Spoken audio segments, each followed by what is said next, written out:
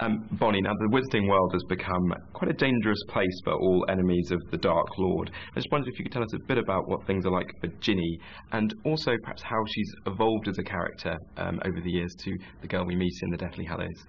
Yeah, I think she becomes quite a different, I mean, she doesn't become completely different, but she definitely develops quite a lot. She starts sort of kind of this quite innocent young girl, and she doesn't really know much. You know, she knows the presence of Lord Voldemort, but she doesn't really know the strength of him.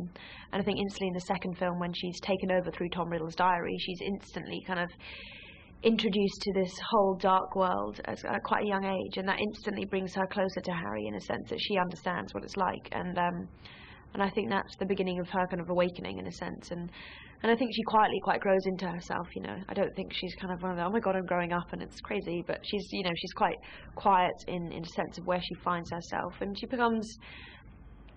just becomes quite comfortable in her own skin, which is quite difficult, I think, when you're that kind of age, to really feel like you know what you're doing, and I think she managed to achieve that.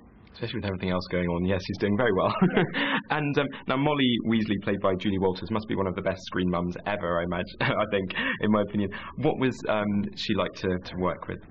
Yeah, it was amazing. She was, obviously when I stepped on set, my first ever scene was with her. So, you know, I've literally been with her since the beginning, and every time I see her in each film, she's like, oh, you were so tall and you were this small, and she's just such a warm and lovely woman that kind of has been so nice to be involved within the Weasley family, that she's kind of the head of, you know, for all of us. It's been so nice to not only have my character, but have that unit of the family that other characters don't really have. So I've been pretty lucky to do that. And the Burrow is always a wonderful place to spend time, isn't it? Whether reading the books or watching the films. Yeah. So, I mean, it has changed a little bit this time around, hasn't it? Things a little darker, obviously, for the Burrow as well, isn't it?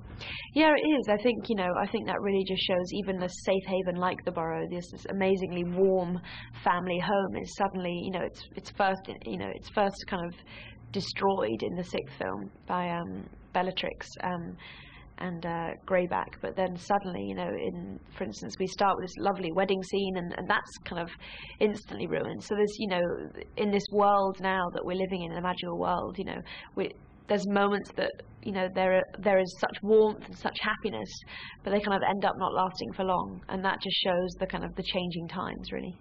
And I believe that J.K. Rowling wrote a note to Daniel Radcliffe while she was writing Book 7, just saying that it was rather like a bizarre road movie. And I just wondered how far you would agree with that description of the Deathly Hallows Part 1, and what you think audiences will enjoy most about it. Yeah, I definitely think it's very much kind of a road journey. It's kind of, you know, we're not back at Hogwarts. We're not doing all those usual sort of, you know, beginning of the year Dumbledore speech, you know, not having him there, and even just not being there.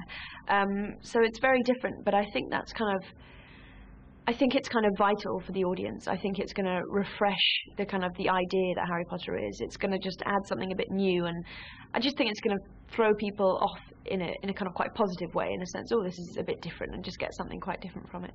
And Daniel Radcliffe said that he'd like to keep a pair of Harry's glasses as a memento, if he's allowed to. If you were allowed to keep a piece of set or a piece of your costume, what would that be?